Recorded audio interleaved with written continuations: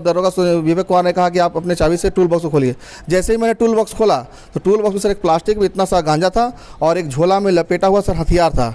और जैसे मैंने छुआ सर मुझे लोहा जैसा लगा, तो सर मेरा पूरा सर नर्वस हो गया बहुत ज़्यादा। हम फिर अपनी वाइफ से बोले कि मुझे गणेश से फंसा दिया, गणेश से फंसा दिया। तब तक मुझे वो गार्ड जीप्सी में बैठाए और बैठा के सर मुझे थाने लेके चले गए। जैसे सर मैंने फिंगरप्रिंट का जांच करने के लिए कहा, सर वो अपना रिवॉल्वर जो था झोला से निकाल कर सर अपने हाथ में ले लिए। हाथ में लिए तो उसमें देखे सर कि 3 गोली भी था सर उसमें। और लेने के बाद उनको मैं बोलता रह गया सर फिंगरप्रिंट की जांच कीजिए। मैं जब हल्ला करने लगा तो बोले कि ज़्यादा हल्ला कीजिएगा तो यहाँ मीडिया आ जाएगा, सब अफसर लोग जान जाएगा तो आप जेल चल जाइएगा, ज़्यादा हल्ला मत कीजिए, तेज मत बनिए। कोना वाले रूम में बुला कर सर एक जगह बोले कि 2 जगह पैसा रखिए, एक जगह 40,000 एक जगह 25,000 और 2 जगह पैसा करके सर वो पैसा वहाँ पे लिए। उसके सर एक PR बॉन्ड भरवाए मुझसे, उसमें लिखवाया कि आप लिखिए कि हमको आवश्यक पूछताछ के लिए थाना लाया गया था और पूछताछ करने के बाद जो है सही सलामत मैं यहाँ से जा रहा हूँ, अगर दोबारा जरूरत कभी पड़ेगा तो मैं वापस आऊँगा, नहीं तो फिर मुझ पर कार्रवाई किया। सर मैंने एसपी सर को 29 तारीख को फ़ोन किया, फ़ोन करके बताया कि सर मेरे बाइक में सर रिवॉल्वर निकला है, गांजा निकला है। मैंने सारा कुछ उनको बताया सर कि ऐसा ऐसा सर हमको फंसाने का षड्यंत्र किया गया है। आवेदन देने के बाद जैसे ही सर मैं एसपी साहब के घर के पास पहुंचा हूं, विवेक कुमार का सर मेरे पास फ़ोन आया, सर व्हाट्सअप कॉल आया। व्हाट्सअप कॉल करके कहा कि आपने मेरे खिलाफ आवेदन दे दिया ना, अब आपको सब समझ में आएगा, बहुत अच्छी तरह समझ में आएगा कि कैसे क्या होता है पुलिस प्रशासन। अब मेरे कुछ बार जान से मारने की धमकी जा रहा है कि आप इस होमगार्ड बहाली में जो गड़बड़ी हुआ है उससे पीछे हटिए। जिसके पिता रहने वाले हैं बिहार के, जिसका पढ़ाई लिखाई यहाँ नहीं हुआ सर, उसके बेटे का आवासीय यहाँ कैसे बन गया। इससे बड़े बड़े अधिकारी लोग सम्मिलित है सर। ये बहुत बड़ा घोटाला सर इस होमगार्ड बहाली में हुआ है। इसमें कई अगर इसकी जाँच हो जाए सर तो कई अधिकारी फंसेंगे सर। मैं चैलेंज करता हूं, अगर मेरा एक भी आरोप गलत साबित हो तो मुझ पर कानूनी कार्रवाई की जाए कि होमगार्ड बहाली में गड़बड़ी हुई है सर। नमस्कार, द फॉलो अप देख रहे हैं आप। इस वक्त हमारे साथ एक शख्स खड़े हैं, इनका नाम राजीव कुमार तिवारी है। Rajeev Jharkhand home guard welfare association के महासचिव हैं।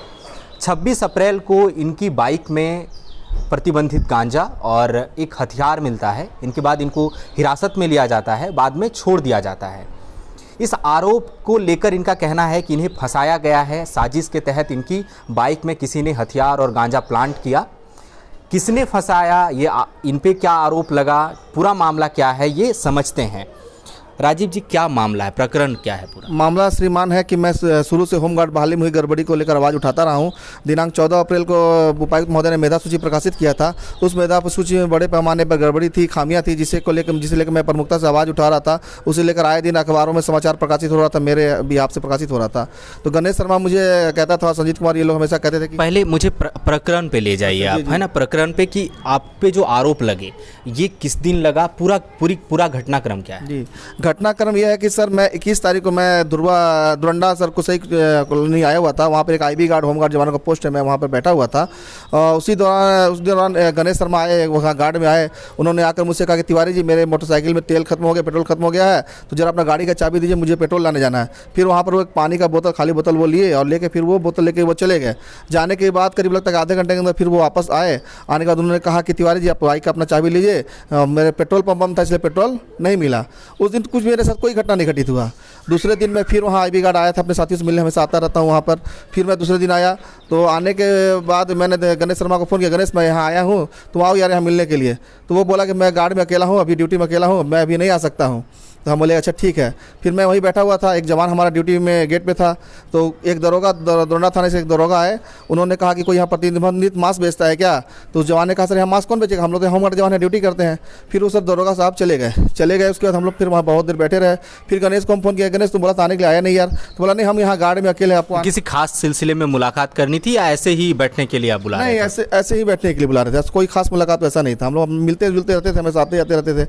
तो फिर उसके बाद उसके गार्ड में हम गए, तो गार्ड में गए तो वो गणेश था ही नहीं। मैंने कई बार उसे फ़ोन किया लेकिन उसने फ़ोन नहीं उठाया। फिर मैं चला गया सरगोड़ा में, वहाँ पर पंजाब नेशनल बैंक है, वहाँ अपने साथियों से मिला और मिलकर सर फिर मैं अपने घर चला गया। 22 तारीख से लेकर सर 26 तारीख तक कुछ नहीं हुआ। 26 तारीख को सर एक मीडिया चैनल है News 11 और News 18, वो बयान लिए मेरा होमगार्ड बहाली में गड़बड़ी को लेकर। सर राजेंद्र चौक पर मैंने सर वहाँ सारा बयान दिया, अपना सारा कुछ बताया कि ऐसे गड़बड़ी है।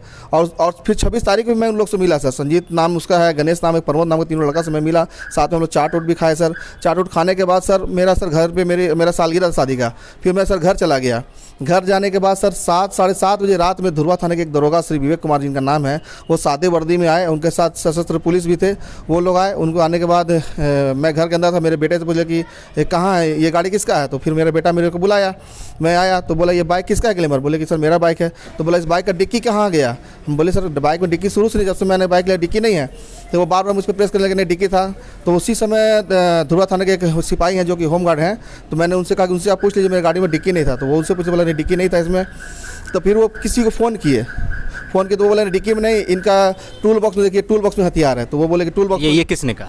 ये दरोगा जो विवेक कुमार है, विवेक कुमार ने किसी को फ़ोन किया, जो जिसको उन्होंने फ़ोन किया वो बताया कि एक होमगार्ड जवान से उनको सारा ये मतलब सूचना मिला, संजीत कुमार जिसका नाम है। तो दरोगा विवेक कुमार ने कहा कि आप अपने चाबी से टूल बॉक्स को खोलिए। जैसे ही मैंने टूल बॉक्स खोला तो टूल बॉक्स में सर एक प्लास्टिक में इतना सा गांजा था और एक झोला में लपेटा हुआ सर हथियार था। और जैसे मैंने छुआ सर मुझे लोहा जैसा लगा, तो सर मेरा पूरा सर नर्वस हो गए बहुत ज़्यादा हम। फिर अपनी वाइफ से बोले कि मुझे गणेश से फंसा दिया। तब तक मुझे वो गार्ड जीप्सी में बैठाए और बैठा के सर मुझे थाने लेके चले गए। तो मैंने कहा कि सर आप उनको थाना लाए, पहले उस गणेश शर्मा पकड़े जो मेरा मोटरसाइकिल ले गया था, और फिंगरप्रिंट का जांच कीजिए। जैसे सर मैंने फिंगरप्रिंट का जांच करने के लिए कहा, सर वो अपना रिवॉल्वर जो था झोला से निकाल कर सर अपने हाथ में ले लिए। तो उसमें देखे सर कि 3 गोली भी था सर उसमें। और लेने के बाद उनको मैं बोलता रह गया सर फिंगरप्रिंट की जांच कीजिए। मैं जब हल्ला करने लगा तो बोले कि ज़्यादा हल्ला कीजिएगा तो यहाँ मीडिया आ जाएगा, सब अफसर लोग जान जाएगा, तो आप जेल चले जाइएगा, ज़्यादा हल्ला मत कीजिए, तेज मत बनिए। फिर हम अंदर गए सर, उसका मेरा मोबाइल ले लिए। मेरा मोबाइल लेने के बाद सर वो मोबाइल अपने पास रखे रहे। फिर सारा देखे कि सारा बयान हम उस दिन प्रेस विज्ञप्ति भी जारी किए थे होमगार्ड बहाली में गड़बड़ी को लेकर। तो सब लोग वो पूरा देखने लगे। देखने के बाद बोले कि देखिए ये सब करने से कुछ फ़ायदा नहीं होगा, ज़्यादा नेतागिरी मत कीजिए, आप जो है कि एक काम कीजिए, अगर आपको बचना है तो।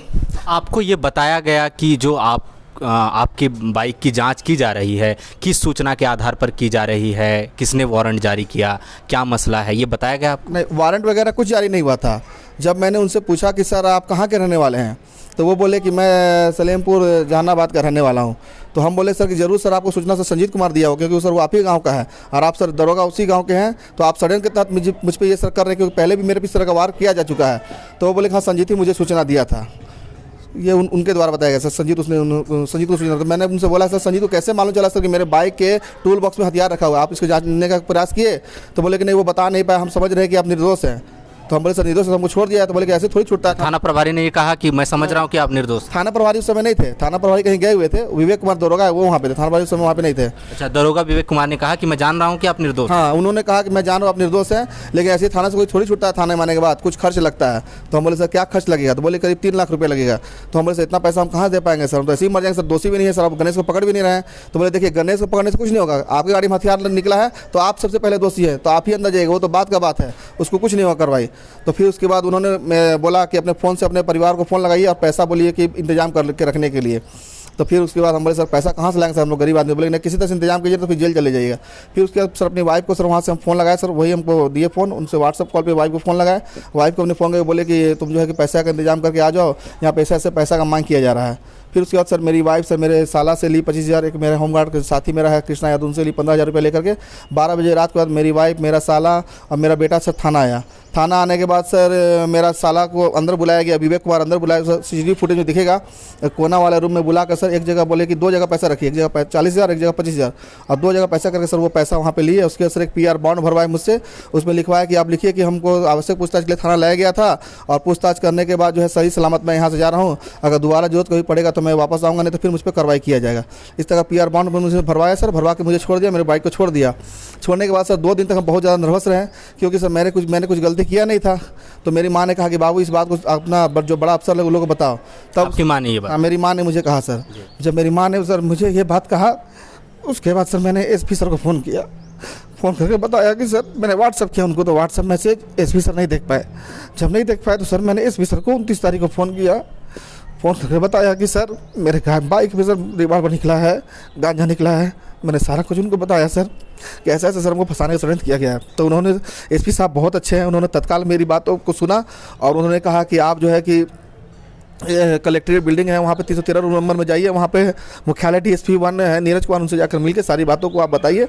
फिर मैं सर वहाँ गया तो वहाँ 2 बजे उनसे मुलाकात हुई। मुलाकात होने के बाद उन्होंने कहा कि आप एक काम कीजिए, आप एक लिखित आवेदन यहाँ दे दीजिए, उसके बाद हम लोग देखते हैं सर। उसके बाद सर मैंने एक लिखित आवेदन सर फिर 30 तारीख को दिया, जो सर ये रिसीविंग है।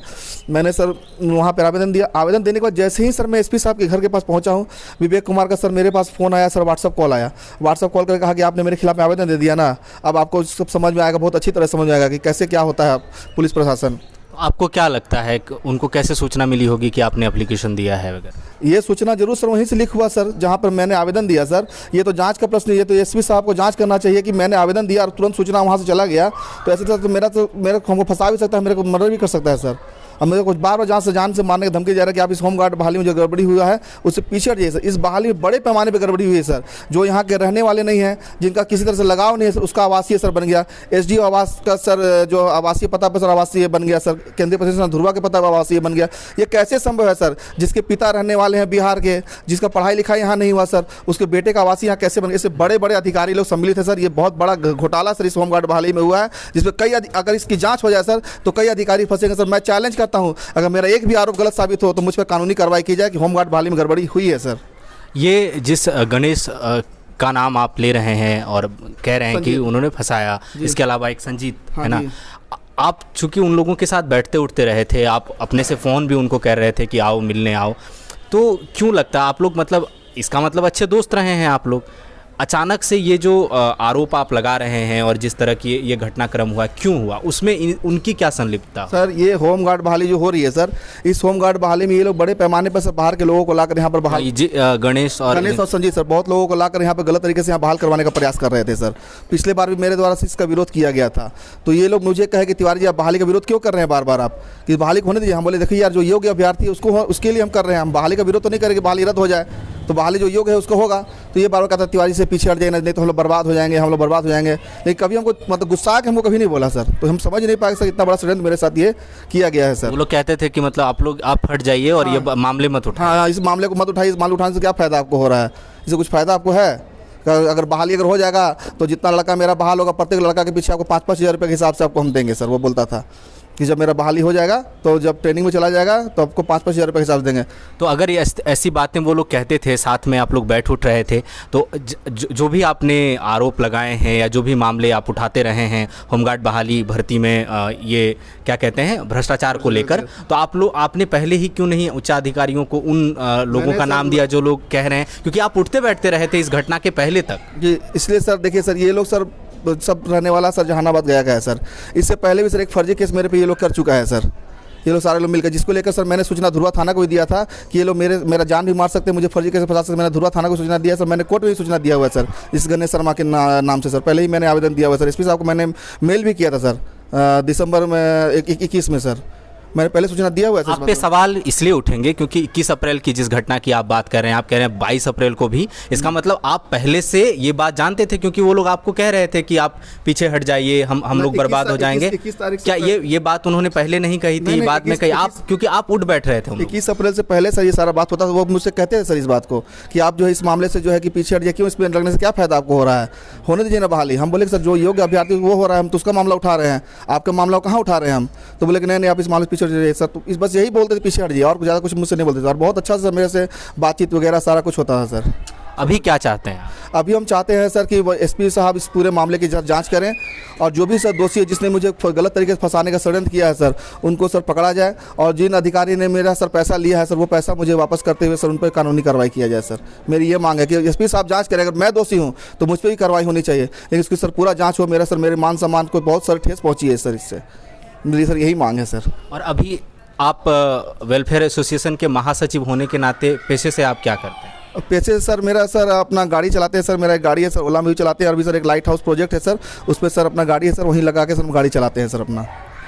चलिए, थैंक यू, बहुत बहुत धन्यवाद सर। तो ये राजीव कुमार तिवारी हैं।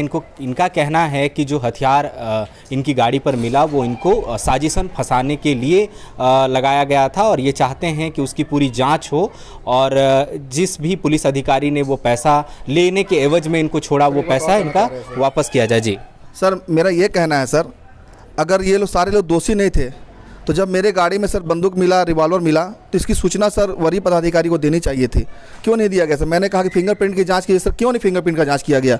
इससे सर स्पष्ट है कि सर जरूर कुछ कोई ना कोई मिलीभगत थाने के दरोगा की रही है, क्योंकि फिंगरप्रिंट का अगर जांच होता सर तो सारी सच्चाई सामने आती, लेकिन उन्होंने फिंगरप्रिंट का जांच नहीं किया, और इन्होंने कहा कि किसी से मत बोलिए कि आपकी गाड़ी में हथियार निकला था। आखिर इस प्रशासन के लोग क्यों मुझे झूठ करने के लिए कह रहे थे कि हथियार नहीं निकला सर?